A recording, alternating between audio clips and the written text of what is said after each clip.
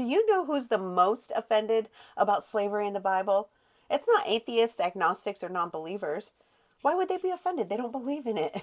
So they're just like, yeah, that's man made. So a man decided that he was going to approve of slavery in the Bible. So that's not weird to them because they already hate the Bible and what it represents. So, or don't care about it either way, right? So they're not offended. Why would they be offended?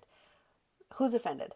Us, the lukewarm. We're offended because we are told your Bible, your God, is totally cool with slavery. He actually gives rules of how to own a slave. Go to Leviticus chapter 25. So you Google it. You don't open your Bible because you're lukewarm. So you don't even know where that Bible is. It's somewhere in the room or it's collecting dust somewhere, right? So you go and you Google it and you're shook because that's exactly what it looks like. In that context, right? So then you're like, no, no, no, I'm going to read a chapter before it, a chapter after it. It just seems like it's just thrown in there, how to own a slave randomly. It's not. Let's go back to Exodus chapter 21, 26, and 27. The Lord goes into such great detail of owning a slave. When you read it and you do the math and you you're like, yeah, I'm not going to own a slave. That's so expensive. And I'm responsible for this person the rest of my life.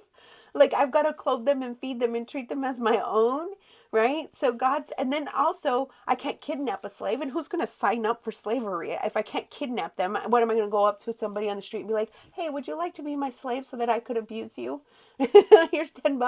No, but God's got all these strict rules about owning a slave and boundaries. Chapter 21 and 26 and 27 of Exodus. There are such strict boundaries, y'all, that it doesn't make it worth wanting to own a slave. So when we get to Leviticus chapter 25, then it makes more sense. He's just going over it pretty vaguely and how it applies to the rule or the law of Jubilee. That's it. He goes way more in depth in Exodus. But people who are naysayers or who want to make you shook a little bit as a lukewarm person, they're going to throw Leviticus chapter 25 in your face and you're going to freak out as a lukewarm. You're going to be so offended that our God approves of slavery because you need to go back to Exodus, family, to better understand it's not easy and not worth it. And that's what God was up to.